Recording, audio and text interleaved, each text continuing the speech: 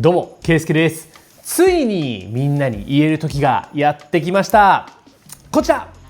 DJI の新作ジンバルカメラ Osmo Pocket 4P レビューさせていただきます。いやーこれねずっと待ってたね。僕一回ティザー動画もYouTube の方とか Instagram の方とか出してるんですけども、もう見ていただいたら分かる通りめちゃくちゃ映像綺麗ですよね。でね、もう正直な話言うけど、僕いろんなね、こういう系の新しいカメラとか使ってきて、もう純粋に画質だけで考えるんであれば、この Osmo Pocket 4P が一番良いと思います。で、やっぱり目玉はこれね、この部分、デュアルレンズですよ。前に出てた Osmo Pocket 4、このカメラは一眼だったんですけども、今回の Osmo Pocket 4P に関しては1個レンズが追加されて、新しく望遠3倍の望遠が撮れるようになっています。せっかくならまずその映像からじゃあ見たいですよね。せっかくの Vlog カメラなので Vlog で使ってきたので、ぜひもう初っ端からどんな映像が撮れるのか見ていただければと思います。早速行ってみましょう。い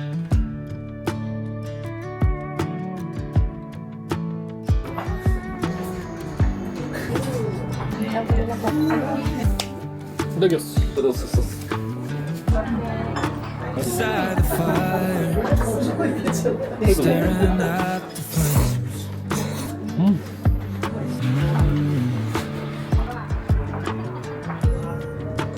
Getting tired. イエーイ。大人の味がしますよね。はい、どうも、ケイスケです。本日はお友達と一緒に山梨の方にやってきました。もっといるけどあっちにもそれで今日はですね、このカメラ、新しくてですね、Osmo Pocket 4P というカメラなんですけど、あきらくんもなんと持ってて、はい、同じカメラで、参戦してるんですけども、これでちょっと1日 Vlog を撮ってみたいと思います。今回この3倍のズームレンズとか、あと普通にログ撮影めっちゃ綺麗だったりとか、いろいろ進化してるポイントがあるんで、そこの部分も含めて検証しながら楽しみたいと思います。早速行ってみましょう。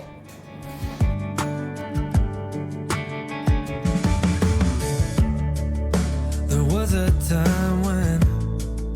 I couldn't see us break.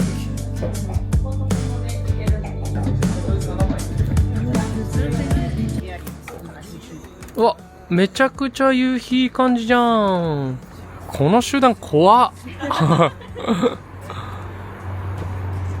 みんなカメラ持ってるやん。カメラなんだよね、確かに。 Far away, the sunset behind us. I shouldn't be talking, but I can't help myself. You know, been counting. やってます。やらせてくれない人いる。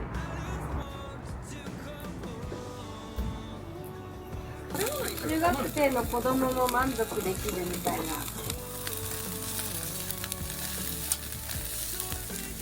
夜になっております。夜ちょっと暗くなったんでね、ナイトモードというか低ショートモードっていうのが Osmo Pocket 4P にあるので、それで撮影しています。めちゃくちゃうまそう。ここから来てくださいな。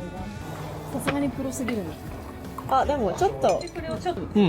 卵めっちゃ合う。卵めっちゃうまい。卵いる。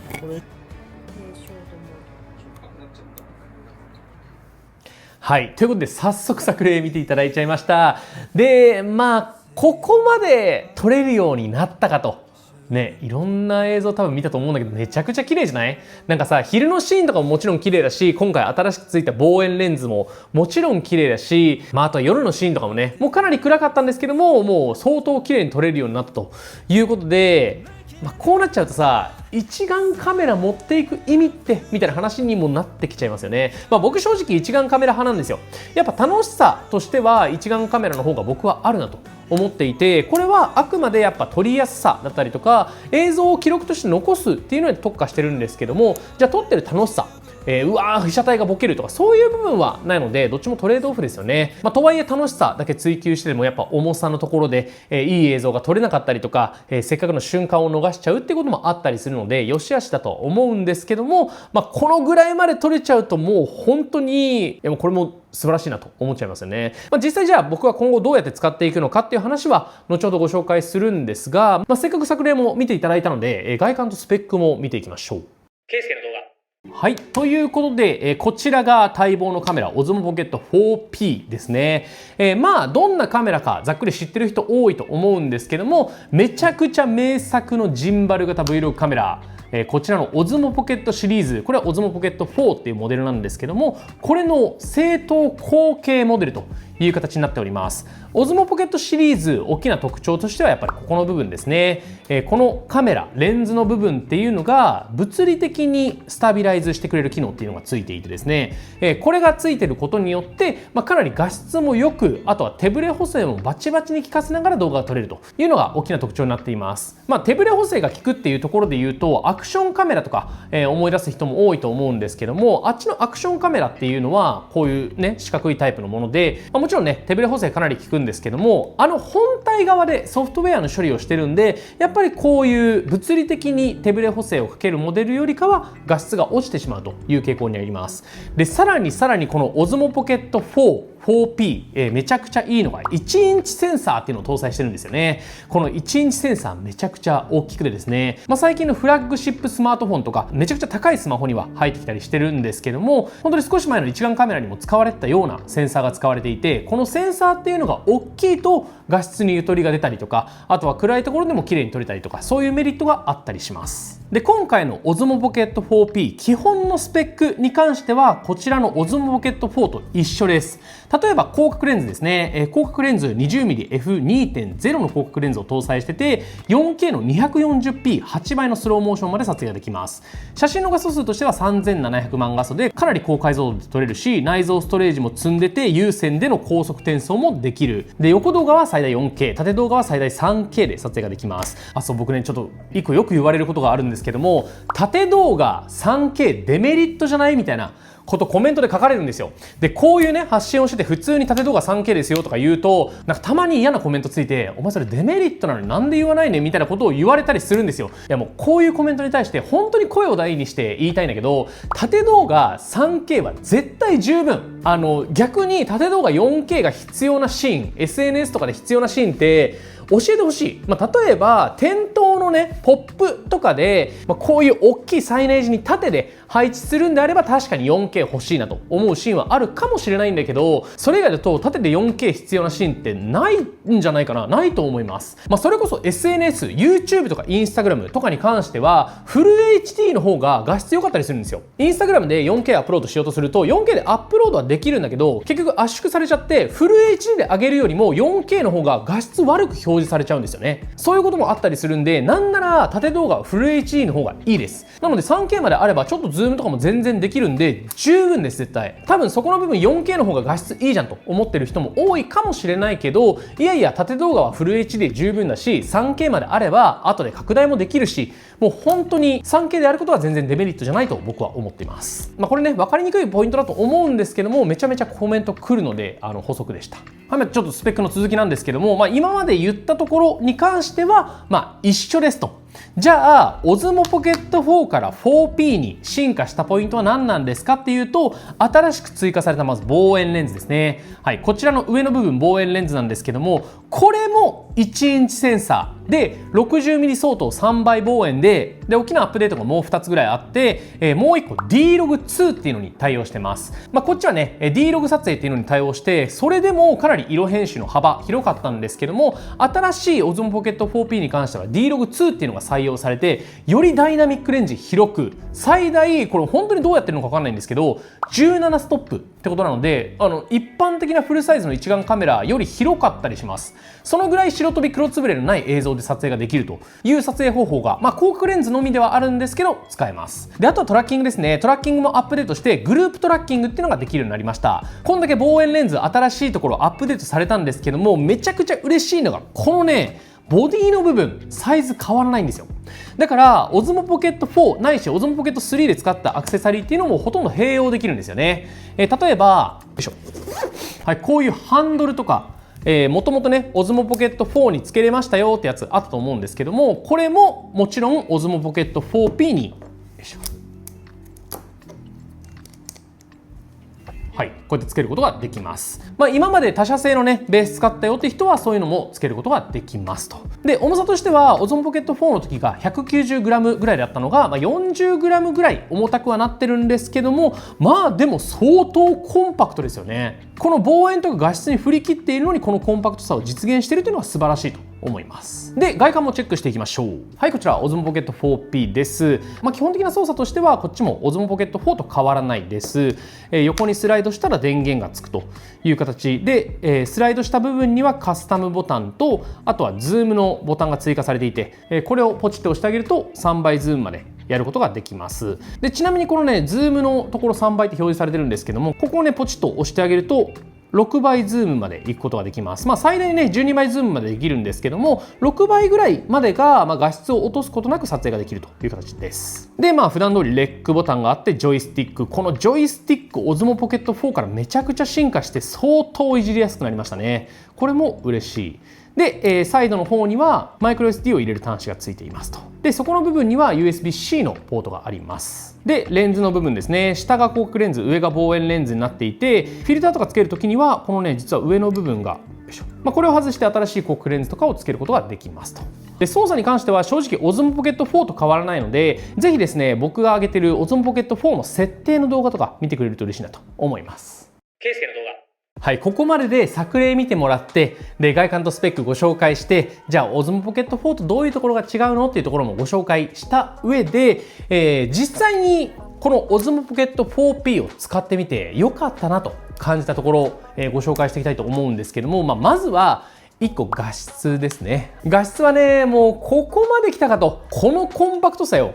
すごい手のひらにキュッと収まるこのサイズ感で、望遠のボケ感取れたらもう言うことないですよね。なんか僕正直 Vlog で望遠使うかって言われたらそんなに使わないんですよ。なので望遠正直必要ないかなとは思ってはいるんですけど、望遠っていうよりかはボケ感、今回この3倍望遠が1インチセンサーでなおかつ F1.8 のかなり明るい F 値っていうのを搭載してるんで、結構立体感あるんですよ。背景前景のボケ感っていうのをすごく感じられるんで、その辺の映像の立体感、立地感っていうのがかなり増してるなっていう風に感じました。正直これだけ撮れれば普段の動画は全部これでいいかもってなっちゃいますよね。あんまりちょっとね僕は声を大にして言いたくないぐらいだけど。でもう一個やっぱ大きく優秀だなって思ったのがこのねジンバルの部分ですね。やっぱ DJI ずっとこの Osmo Pocket シリーズ作ってきてるだけあって、ここのジンバル性能っていうのがすごく安定してます。なんかすごくピタッと止まるし、上下の運動もすごく綺麗だし、あともう一個トラッキングね。やっぱトラッキングめちゃくちゃ優秀で超機敏なんですよ。はい、今 Osmo Pocket 4P で撮影しています。ちょっとトラッキングのねテストをしてみたくて、今自分の顔にトラッキングをして、撮影をしております。で、もうトラッキングしてるんでこうやってたくさん動いてもかなりね追従してくれるんですけども、こっち側ね、こっち側はなんかこの辺までしか行かないです。はい、これ以上はいかないみたいなんですけども、こっち側じゃあ例えばトラッキングしなくなって顔外れました。外れたけどまたよいしょ戻ってくると顔を認識してくれるという形になります。なので被写体が隠れても OK で、後ろ向いたりとかちょっと遠くへ行ったりして、こっち向いたりあっち行ったりしてもかなりトラッキングをしてくれてるような感じがします。これ今広角で撮影してるけど望遠の方でも使える。なんなら望遠の方で使うのがちょっと楽しいかも。はい、望遠レンズに変更しました。望遠レンズの方で撮影をしていてもちょっと顔が見えなくなっても全然 OK。 なんなら背景のボケ感とかもあるから、こういうね、一人で少し撮影するっていうシーンでも望遠を使えばかなりリッチな絵が撮影できたりします。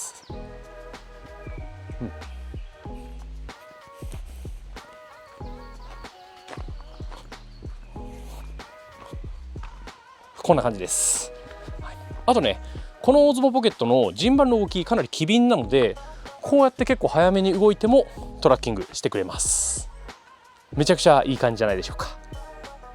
こんなにトラッキング優秀で機敏に動くんだってくらいすごく綺麗にトラッキングもしてくれるようになったし、あとは今回の Osmo Pocket 4P からグループトラッキング、複数人でトラッキングができるようになりました。なので僕と妻と2人で撮影するよっていう時に、2人とも画面内に入ってればいい感じの位置でトラッキングしてくれる機能っていうのがつきまして、1人でも2人でも撮影がしやすくなるというのはすごく嬉しいです。大まかに感じたのはやっぱりその2つなんですけども、他にもやっぱ使ってていいなと思うところは、これはもう Osmo Pocket 4から一緒なんですけども、ジョイスティックですね。いじりやすすぎ本当これね、Osmo Pocket 3を使ってた時からめちゃくちゃ変化したなと思うポイントなんですけども、このジョイスティックがいじりやすいから、もう思い通りの方向にカメラを向けられるっていうのがいいなと思います。で、あとは転送速度ですね。これも Osmo Pocket 4の時から速いんですけども、最大 8000Mbps までいきます。それどのぐらいかっていうと、そもそもね、この Osmo Pocket 4P 自体に 103GB の内蔵ストレージっていうのが入ってるんですけども、実はね、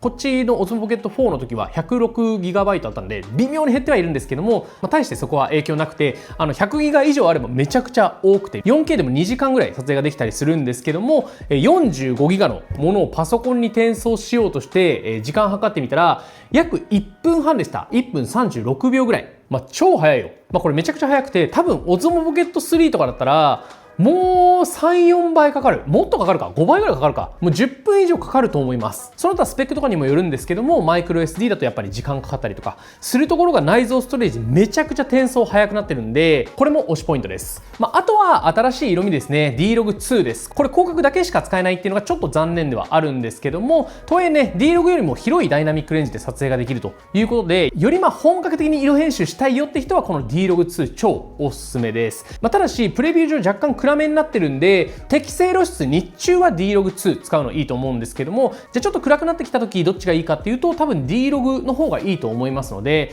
そこの部分は使い分けの必要があるかなと思います。最後もう一つやっぱ違うのはスローモーションですね。スローモーション 4K の 240p 8倍スローぐらいまでいけちゃいます。 4K の 240p ってね、シネマカメラやんっていう感じ。今回ダイナミックレンジもこのスローモーションの性能も普通の一眼を飛び越えてシネマカメラレベルになったなっていうのが、今回の Osmo Pocket 4P のめちゃくちゃすごいところですよね。ケイスケの動画、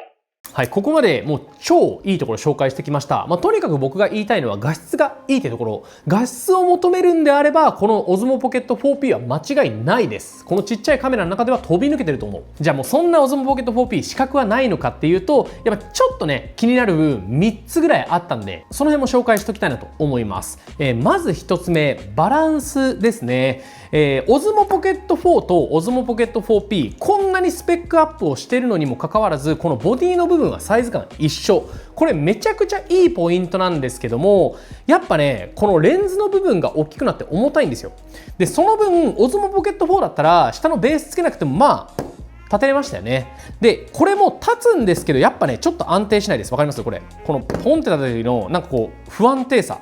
グラグラするんですよ。やっぱちょっと単体で立てるには気になります。若干このヘッドが重いっていうところが少し気になる人もいるかもしれない。今まで Osmo Pocket 4を使ってめちゃくちゃ気軽だなって思ったところが、なんか頭のところ重いぞっていうバランス感っていうのはやっぱ持ってみないとわからない部分だと思うんですけども、若干気になるポイントの一つかなと思います。で2つ目がフィルターですね。こっちの Osmo Pocket 4の時はパチッとマグネットで付けられたんですけども、 Osmo Pocket 4P になってからはマグネットではなく一回クッと回して外すっていう工程が必要になりました。なので、これね広角レンズなんですけども、ピュッとよいしょ、はい、こんな感じでカチッとはめなきゃいけないので、ちょっと面倒だなっていうポイントがあったりします。Osmo Pocket 4の時は広角レンズつけるとちょっとねここのね部分が干渉しちゃったりということもあったりしたんですが、それはなくなったんですけども、広角レンズつけるのがちょっと面倒くなったかなと思います。とはいえ広角レンズをずっとつけっぱにするんだったらむしろこっちの方がいいかも。こっちの Osmo Pocket 4だとマグネットで広角レンズが外れやすいっていうデメリットあったと思うんですけども、そこは外れづらくなって、逆にいいポイントなのかもしれない。とりあえず着脱がねワンステップ必要になったっていうのはあるかなと思います。で最後もう一点気になるというか、僕的にこうだったらいいのになって思うポイントとしては、やっぱ 4K の 240p8 倍スローモーションめちゃくちゃ使いたいんですよ。ね、使いたいやん、そんなん。楽しいやん、絶対。なんですけど、スローモーションの時、オズモポケット系って普通の動画じゃなくて、スローモーションっていう設定からしかいけないんですよね。で、その設定からいくと、ログ撮影ができないんですよ。フィルムトーンっていうのは入れることができて、それでいろんな色味をね、適用させることっていうのもできるんですけども、ただログ撮影ができないと、やっぱね、スローモーションでログ撮影できれば撮りたいんだよなってことで、今後のアップデートに期待したいなと思います。気になるところはそんな感じでしょうか。ケイスケの動画。はい、ということで、いいところ悪いところをたくさん語ってきまして、もういっぱい喋っちゃったんですけども、じゃあ一眼カメラとどっちがいいのか、はたまたオズモポケット4とどういう風にこう見ていけばいいのか、どっち買えばいいのかって話ですよね。で、まず一眼カメラとの話で言うと、さっきも言った通り、やっぱ一眼カメラの方が楽しさ自体はあると思います。ただ映像のクオリティ的に一眼カメラまで求めるのかっていうと、そうではない人もたくさんいると思う。でも広角レンズつけると、これだけで広角 15mm から、3枚の望遠かつあんまり画質が気にならない6倍ズームまでいけることを考えると、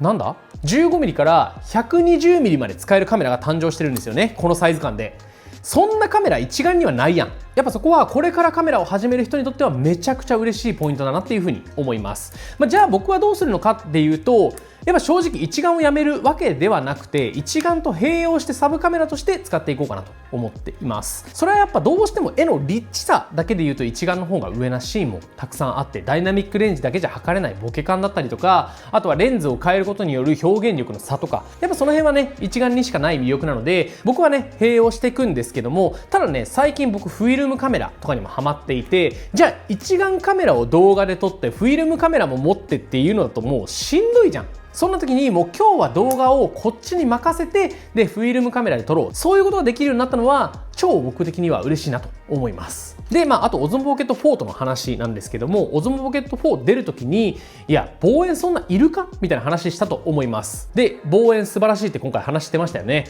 お前どっちの意見なんやという風に気になると思うんですけども、今でも普通に Vlog 使う分には望遠いらないと僕は思っています。そもそもコンパクトなんで、オズモポケット4で完成されてるし、なんならオズモポケット4でもう2倍のロスレスズームぐらいまでいけちゃうから、これで十分って人も多いと思う。だから普通に Vlog 撮る分にはこっちの方が値段も安い。オズモポケット4自体は公式79,200円で 4P の価格知らされてないんですけども、おそらく10万円ちょっと超えてくると思います。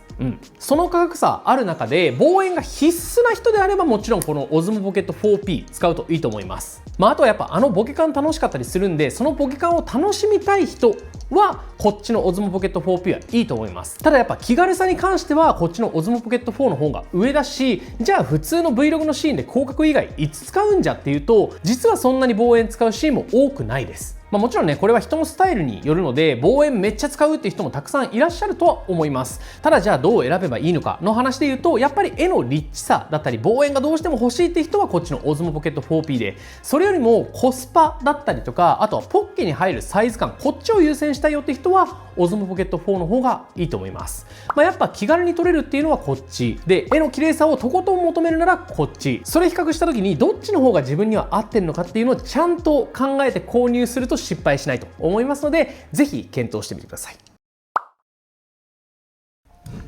速報です。マジで速報で、今ちょうどジムから帰ってきたところでプロテインを飲もうと思ってプロテイン入れてたら連絡が来ました。うまい。ですね、オズモポケット 4P の価格が決まりました。しかもねちょっと安いのよ。もう本当ね価格とか決まるの実はね毎回ギリギリなんですけども、今回の価格なんと通常版10万円切りました。